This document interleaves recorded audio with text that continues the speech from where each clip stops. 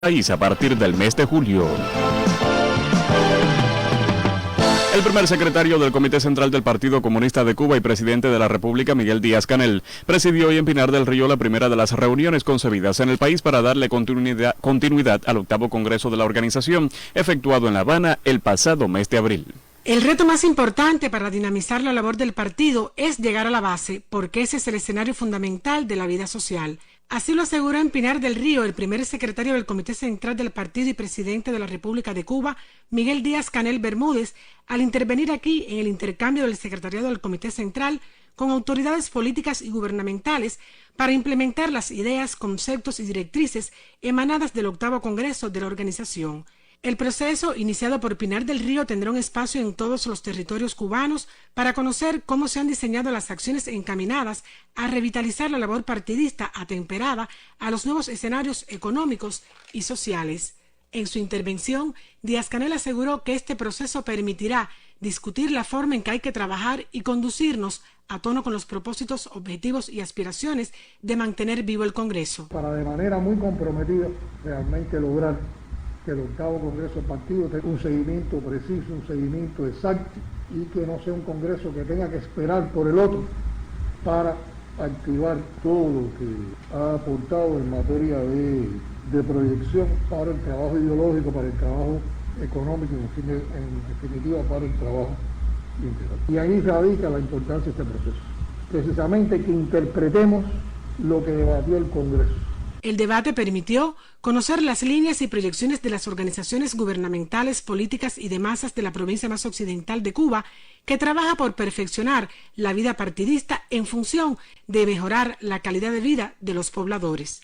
En el encuentro se ratificó que, como bien quedó evidenciado en el 8º Congreso del partido, hoy es necesario involucrar a todos en la batalla económica, sector de cuya dinamización depende el bienestar popular. Por ello, en esa tarea, aseguró el primer secretario del Partido Comunista de Cuba, hay que seguir avanzando. Logrando que los militantes y los no militantes comprometidos con el bienestar de Cuba se enfoquen a la búsqueda de soluciones eficaces que en la práctica cotidiana aporten desde la base al entendimiento cabal de nuestra realidad y a superar las adversidades. Y para eso tenemos que contar con cada persona, con cada colectivo, con cada organización de masa, haciendo de esta una batalla nuestra, una batalla de todos y donde todos cuentan y donde todos pueden aportar. En la batalla económica tenemos que lograr en el menor tiempo posible con nuestros propios esfuerzos producir lo que necesita el país y lograr que las demandas insatisfechas de nuestra población sean el principal objetivo hacia donde se oriente la producción nacional. El dirigente partidista insistió en que el mayor esfuerzo es lograr que los acuerdos del 8º Congreso sean más que un proceso, un sistema de trabajo en todas las instancias, ámbitos y con la participación popular. Así estaremos pensando por Cuba, así estaremos actuando para Cuba y así estaremos demostrando que somos continuidad. Muchas gracias. Presidió el primer secretario del Comité Central del Partido y presidente de la República de Cuba, Miguel Díaz-Canel Bermúdez, intercambio del secretariado del Comité Central con las autoridades políticas y gubernamentales de Pinar del Río para la implementación de las ideas, conceptos y directrices emanadas del 8º Congreso partidista. Alina Cabrera Domínguez, Noticiero Nacional de Radio. La mesa redonda de este jueves contará con la participación de los miembros del secretariado del Comité Central del Partido Comunista de Cuba, Roberto Morales Ojeda, José Ramón Monteagudo Ruiz y Félix Duarte Ortega, quienes abordarán la continuidad de los acuerdos del 8º Congreso, su labor en el fortalecimiento de sus estructuras, su vínculo con el pueblo y el papel que desempeña en la conducción de la batalla económica del país. Cubavisión Internacional, Canal Caribe, Radio Rebelde, Radio Habana Cuba, los canales de YouTube de la Mesa Redonda y la Presidencia y las páginas de Facebook de la Mesa Redonda, Cuba Debate y la Presidencia transmitirán en vivo este programa a las 6:30 de la tarde y el canal educativo lo retransmitirá al final de su emisión del día.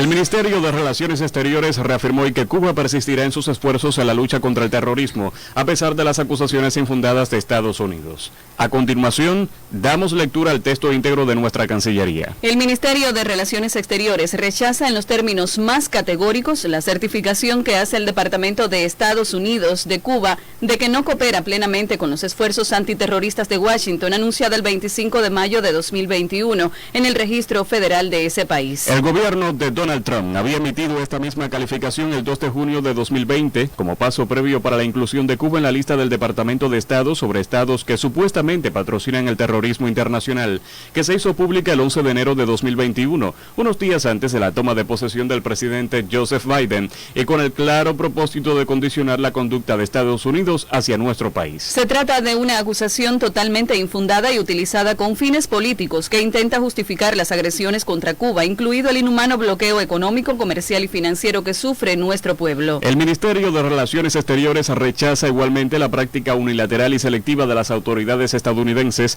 de singularizar en listas arbitrarias a países con respecto al terrorismo, la cual carece de legitimidad alguna y es contraria al derecho internacional y la Carta de las Naciones Unidas. Nuestro país ha sido víctima de 713 actos terroristas, en su mayoría organizados, financiados y ejecutados por el gobierno de Estados Unidos o por individuos y organizaciones que reciben refugio o actúan con impunidad en ese territorio. Estos actos han costado la vida a 3.478 y provocado incapacidades a 2.099 ciudadanos cubanos. Los daños humanos y perjuicios económicos se calculan en 181.000 millones de dólares. El Ministerio de Relaciones Exteriores recuerda los diversos actos contra personal y representaciones cubanas en el exterior, entre ellos el ejecutado el 30 de abril de 2020 con el ametrallamiento a nuestra embajada en Washington, D.C., que puso en peligro la vida y la seguridad de los integrantes de la misión diplomática. El gobierno de los Estados Unidos aún no ha reconocido públicamente el carácter terrorista de ese ataque. Cuba refrenda en su constitución el repudio y la condena al terrorismo en cualquiera de sus formas y manifestaciones. Ha mantenido una actitud transparente e intachable en la lucha contra el terrorismo, así como ha manifestado la disposición de cooperar con autoridades estadounidenses, como lo hace con otros países. Eso es algo que conoce perfectamente el gobierno de Estados Unidos. Existen ejemplos concretos de esa voluntad en el marco de instrumentos bilaterales vigentes y el amparo del derecho internacional. Además, mantiene su compromiso con el proceso de paz en Colombia, a pesar de ser víctima de reiterados actos inamistosos y deshonestos políticamente motivados. El gobierno del presidente Joseph Biden ha dicho públicamente que aunque Cuba no es un tema de alta prioridad, está en curso un proceso de revisión de la política hacia nuestro país. Si Cuba no es una prioridad y esa revisión no ha concluido, ¿cómo explica el Departamento de Estado la singularización infundada y mendaz de nuestro país con respecto al tema del terrorismo?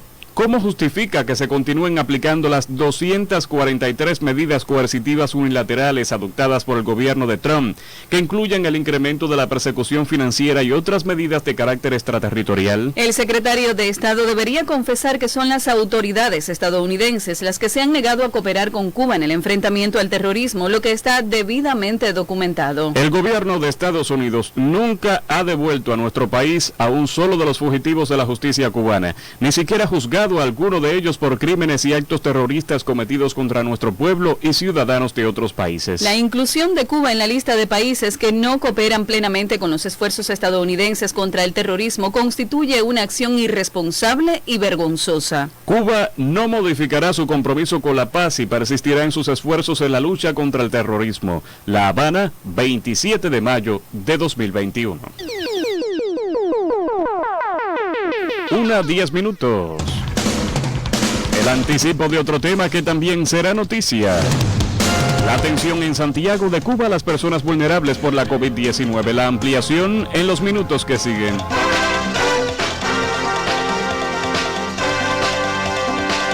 Cuba continúa mostrando una compleja situación por la COVID-19 al reportar 1.102 nuevos casos. Con la confirmación en el día de ayer de 1.102 nuevos casos positivos a la COVID-19, Cuba alcanza la cifra de 137.730 personas diagnosticadas con el virus SARS-CoV-2 desde el inicio de la pandemia. En la habitual conferencia de prensa, el doctor Francisco Durán García, director nacional de epidemiología del Ministerio de Salud Pública, ofreció una actualización de la situación epidemiológica del país. De las 1.102 personas que se diagnosticaron ayer, nuevamente la transmisión autóctona con el mayor por ciento. 1.070 producto de la transmisión autóctona.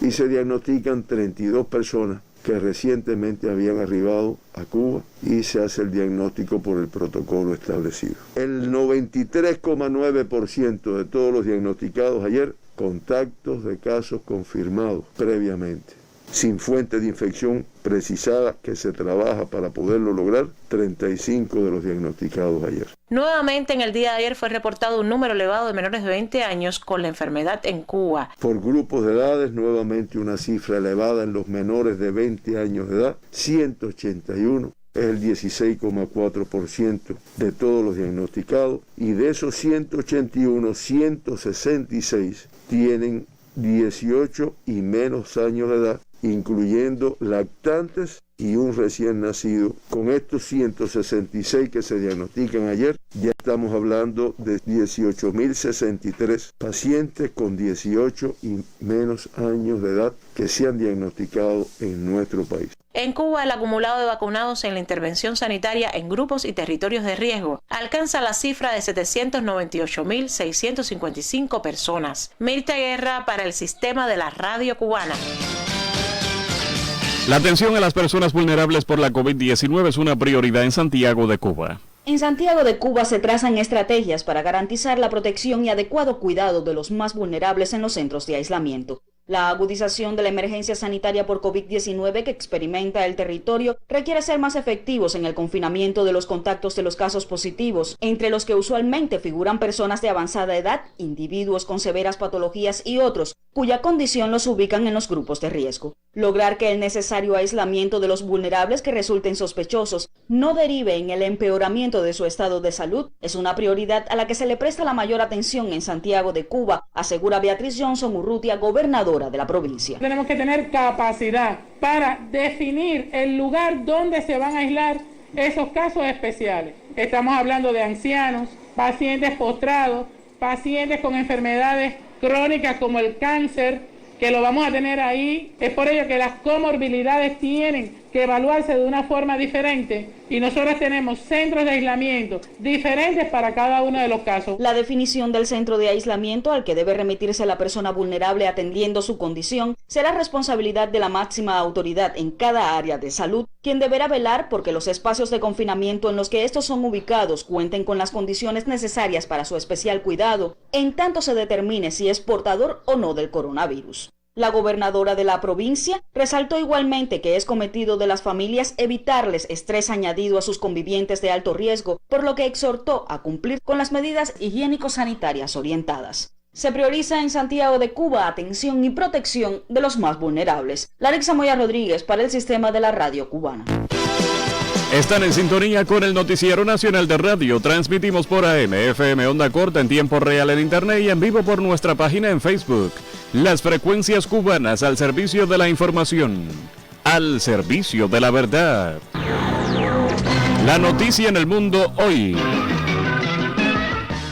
China arremetió este jueves contra la oscura historia de los servicios de inteligencia de Estados Unidos después de que el presidente Joe Biden les encargara una investigación sobre los orígenes de la COVID-19. Biden dio un plazo de 90 días para que le informen acerca de si la pandemia surgió por primera vez de una fuente animal o por un accidente de laboratorio en la ciudad china de Wuhan, donde el coronavirus apareció por primera vez. La teoría de la fuga de un laboratorio de Wuhan fue presentada por Trump y luego descartada como altamente improbable por una misión de expertos de la Organización Mundial de la Salud, OMS, que investigó el tema en Wuhan en cooperación con las autoridades chinas. El equipo de expertos de la OMS sostuvo como hipótesis más probable el origen natural del SARS-CoV-2 que, surgido en los murciélagos, pasó luego a los humanos, probablemente a través de una especie intermediaria. Pero bajo la presión de nuevos cuestionamientos desde Estados Unidos y otros países occidentales, la OMS ha solicitado una nueva investigación en la que participen, además de sus especialistas, otros miembros de la comunidad científica. Los motivos y propósitos de la administración de Biden son claros, según denunció hoy el portavoz del Ministerio Chino de Relaciones Exteriores, Zhao Lijian,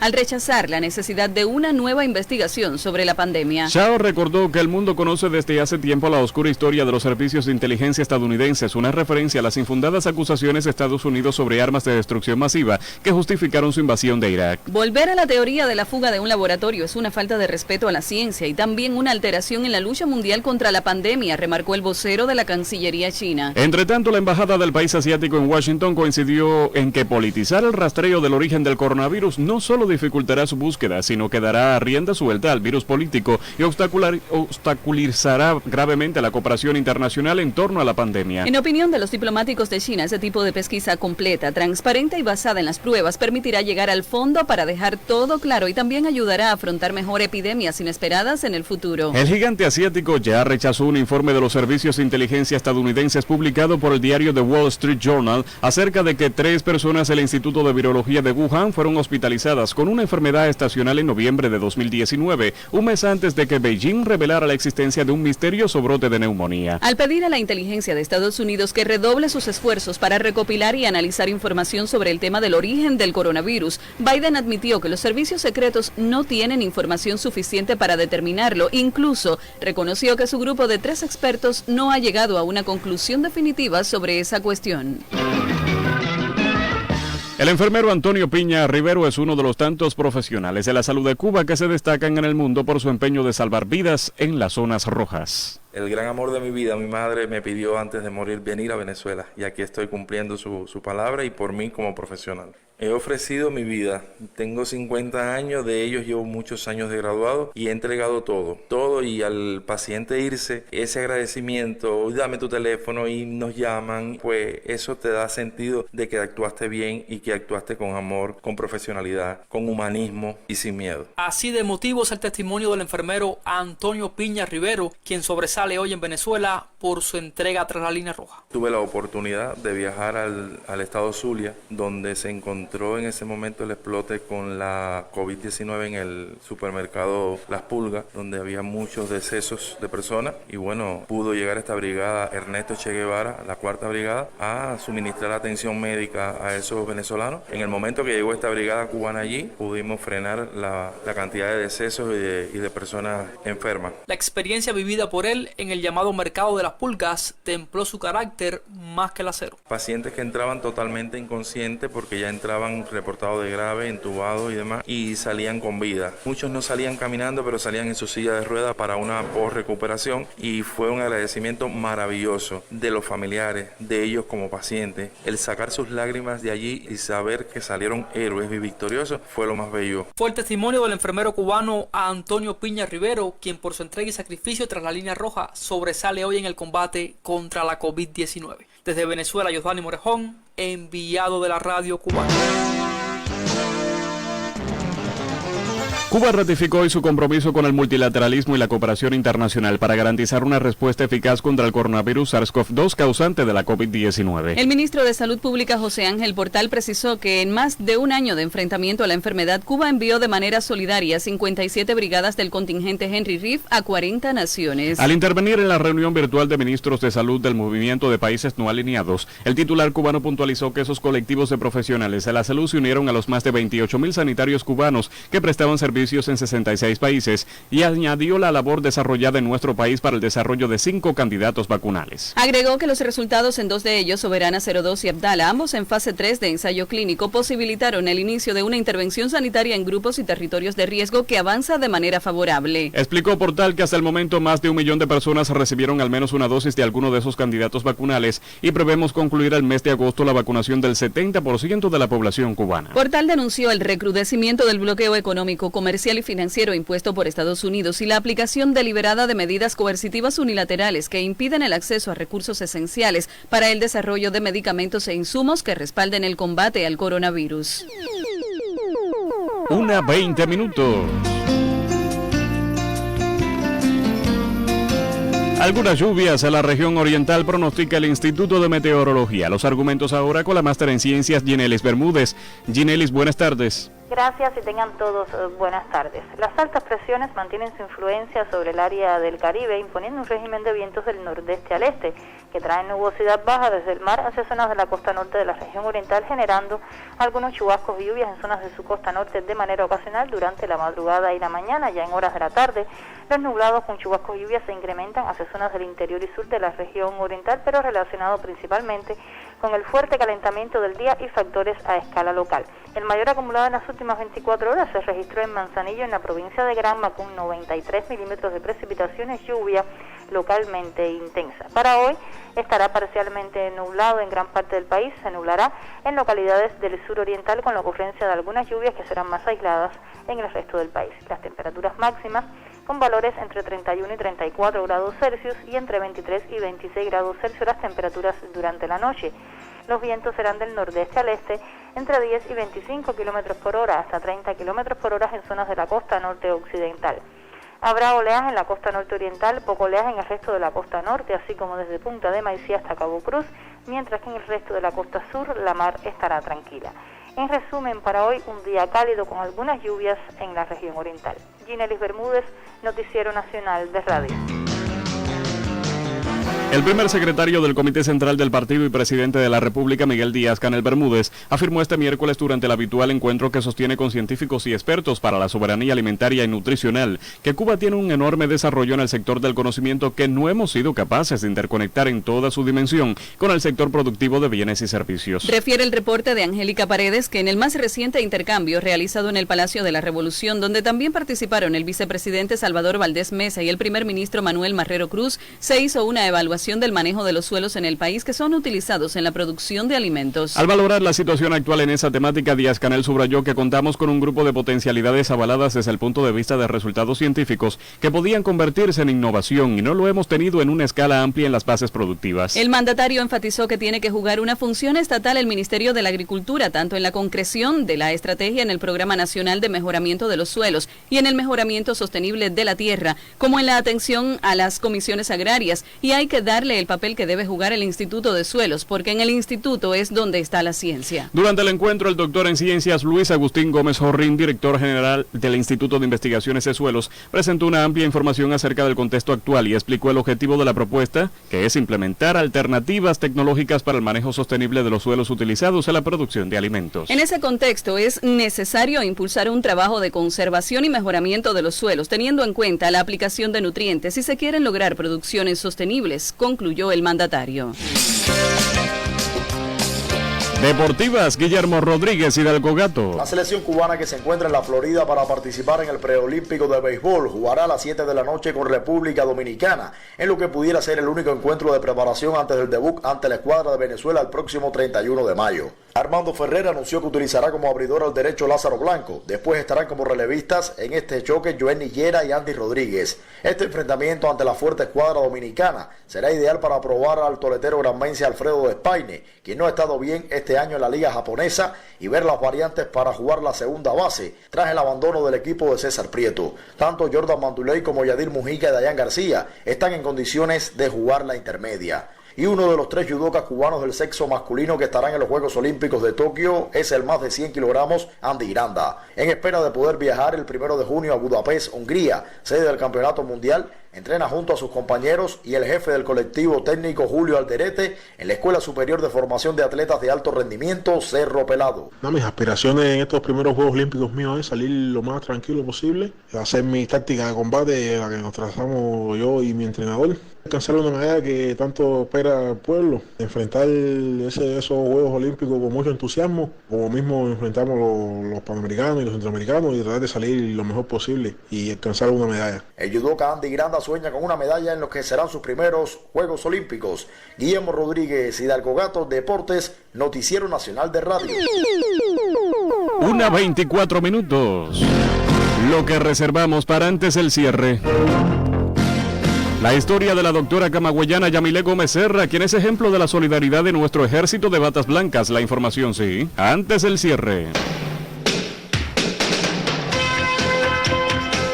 A partir del mes de julio en toda Cuba se podrá realizar el pago de los servicios de agua y alcantarillado por la pasarela de pago Transfer Móvil, según recoge un trabajo publicado por el diario Granma. El especialista principal comercial de la Organización Superior de Dirección Empresarial Agua y Saneamiento, Eudis Borges Falcón, ya realizó una prueba piloto en 5 empresas y el 1 de junio comenzará en el resto de las entidades con la prueba real. El resto de las empresas de esa actividad en el país se unirán a Aguas de La Habana en el empleo de la banca electrónica y utilizarán como plataforma el sistema automatizado de gestión de agua y saneamiento. En la actualidad, la empresa de aplicaciones informáticas de Soft, que asume este esfuerzo de informatización, está corrigiendo las inconformidades detectadas en el proceso, precisó el especialista. Del acontecer internacional, más informaciones. Uruguay ha detectado lo que parece ser el primer caso en el país de mucormicosis derivada de la COVID-19, una infección rara y potencialmente mortal, también conocida como hongo negro, que ya ha sido diagnosticada en casi 9.000 pacientes de la India.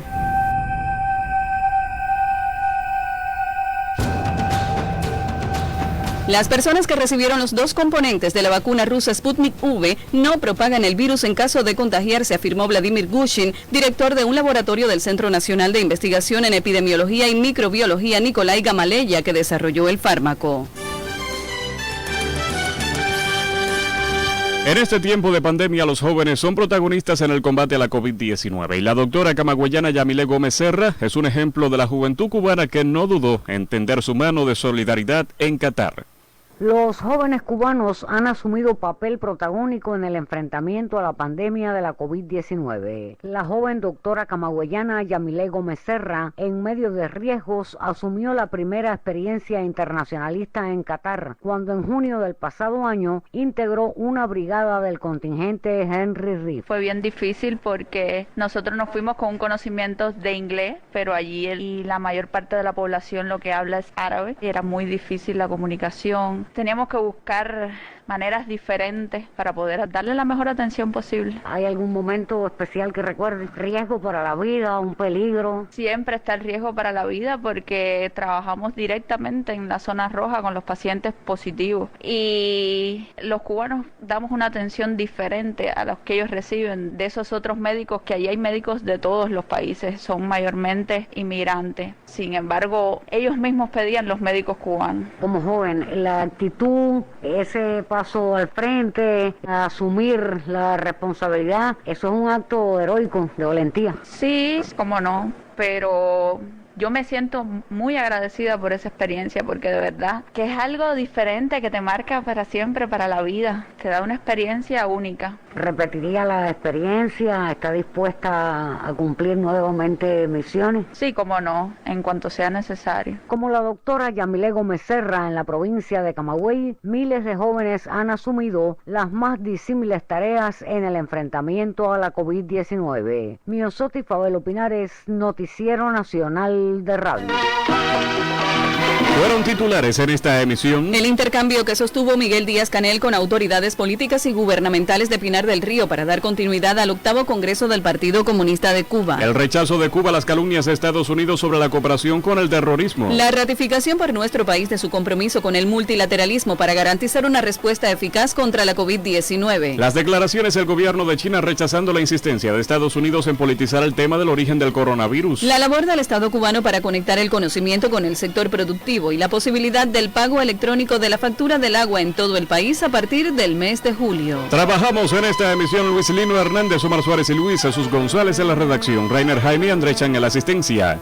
Voces informativas Dunia Silva y Jorge Luis Ríos, dirección informativa Gactiel Silva. Realización de sonidos y dirección general Juan Luis García. La verdad se dice así. Noticiero Nacional de Radio. Buenas tardes.